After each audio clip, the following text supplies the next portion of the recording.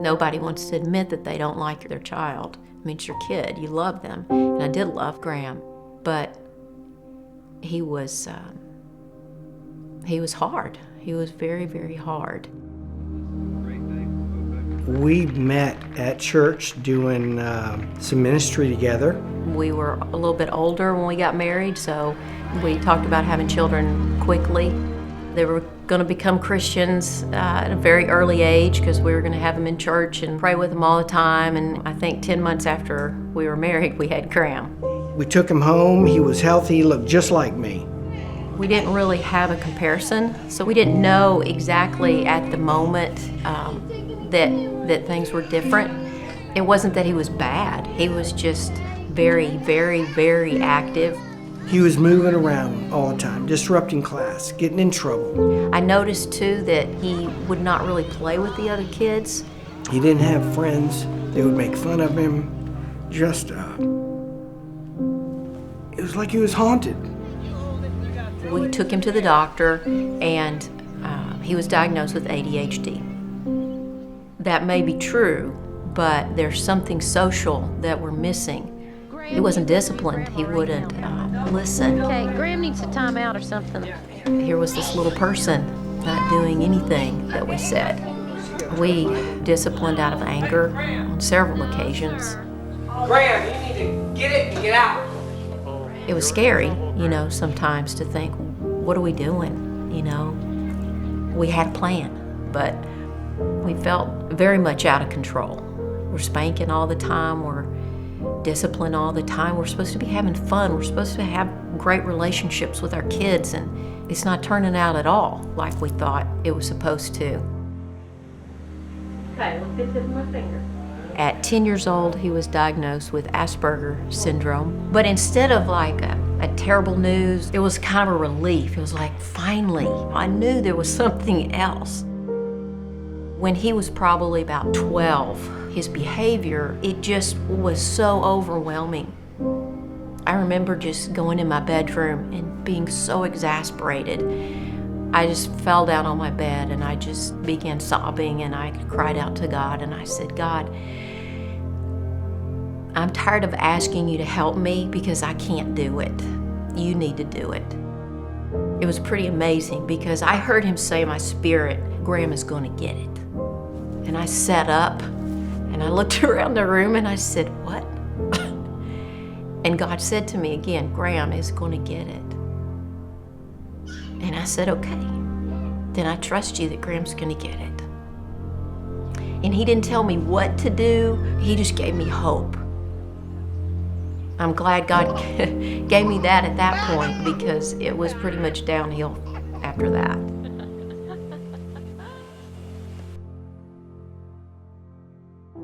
Around 13, Graham began using marijuana. He began the ritual of cutting himself to relieve anxiety. He would start fires in our house and we wouldn't know it. And then it was at that point that he and his dad got in a fight. We were fighting each other, basically. And, I partly think it's my fault. But he ran out and he got a rock and he threw it and he hit me in the head. And I said, call 911. Victim of an assault has facial. The police said, that's enough, and we know you're going to let him come back, but we're not. And so they actually put a restraining order on him, and he went to jail. I want to have a friendship with him. As a dad, I'm the guy that's over the family, and that's what God anticipated it to be. But I still need to be friends and love. Shortly thereafter, he had some kind of emotional breakdown. He broke into a home and he got in trouble with a very strict county in Texas.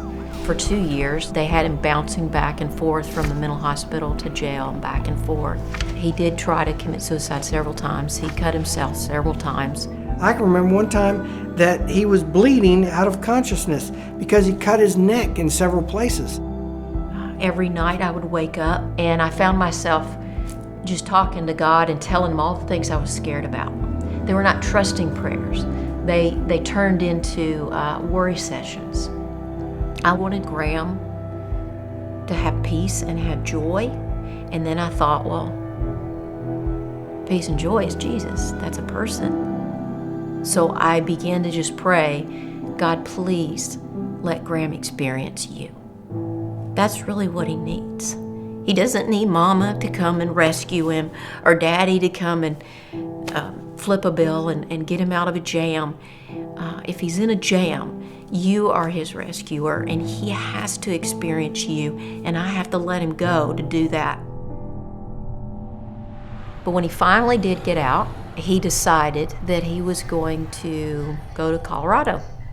Marijuana was going to be his answer that was going to give him peace, and he got a bus ticket. He went to Colorado. Colorado wasn't everything he thought, so he ended up hitchhiking to Portland, Oregon. Hit the bottom there too, didn't have anybody that he knew.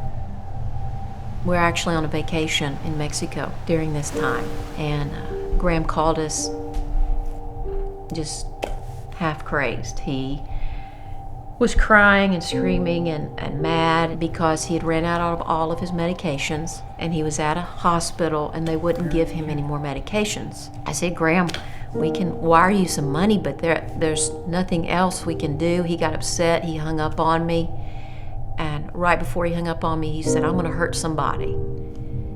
I couldn't jump on a plane, I couldn't call him, he lost his phone, he called me from the hospital.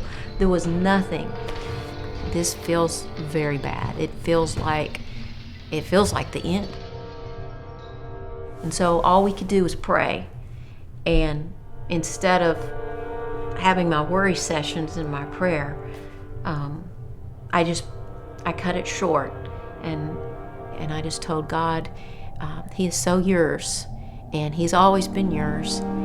I want so badly to go rescue him, but I know you brought me here. I believe you brought me here for a reason, and you took me out of the way, and I need to trust that. So please help me just to let it go and to let you do your thing with him. And amazingly, I closed my eyes and I fell asleep. I actually took a nap. I mean, like right away. And I don't nap, never nap. God just flooded me with peace right in the middle of the hugest storm. We were in Cabo for 2 weeks. We came home and I brought my mind back to my son. However we can do it, we have to get plane tickets and go to Portland. And it may be that we find him in a morgue. We had just to trust God, period. Come on, get it. So 2.5 weeks later, Hey, look at that. I got a call from California. I answered it, and I heard Graham. He called me and he said, Mom, I lost everything. Someone stole my backpack, and I was just on the street. And I couldn't call you. I didn't have any money. I didn't have my ID. I didn't have anything. He said, I knew I didn't know anybody for thousands of miles, but I knew God. Yeah, go ahead.